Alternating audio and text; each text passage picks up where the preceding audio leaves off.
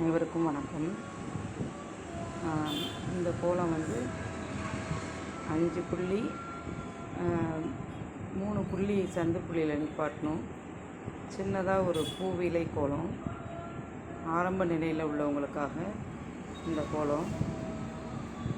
பெரிய பெரிய கோலம் போடுறீங்க, சின்ன கோலமாக போட்டு சொல்லித்தாங்க அப்படின்னு சொன்னதுனால, என்னுடைய வியூவர் சொன்னதுனால நான் இந்த சின்ன கோலம் போட்டிருக்கேன். விக்னேஷ் ரங்கோலின்னு சொல்லலாம். இதை நடுப்புற இப்படி 3 புள்ளிக்குள்ள கோடு, 3 புள்ளி சேர்ந்த மாதிரி கோடு போட்டுக்கிட்டு சுற்றிலும் இலை போட வேண்டியதுதான். இந்த கிராமத்துலலாம் இதை வந்து மாவிலை கோலம்னு சொல்லுவாங்க. சாதா நாட்கள்லையும் இதை நம்ம போடலாம். சுற்றிலும் இலை போட்டுட்டு நடுப்புற இந்த மாதிரி நமக்கு என்ன டிசைன் வேணுமோ அந்த டிசைன் போட்டுக்கலாம். அடுத்தது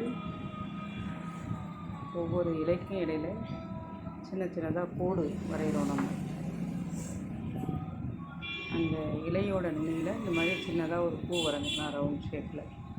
அதுதான் எல்லாருக்கும் ஈஸியாக வரக்கூடியது. இப்போ அந்த இலைகளுக்கு எல்லாத்தையும் நான் கம்ப்ளீட் பண்ணுறேன்.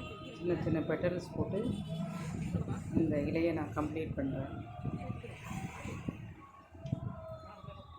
5 இலைகளும் போட்டுக்கிட்டு இது நம்ம கலர் வேணாலும் கொடுத்துக்கலாம். பச்சை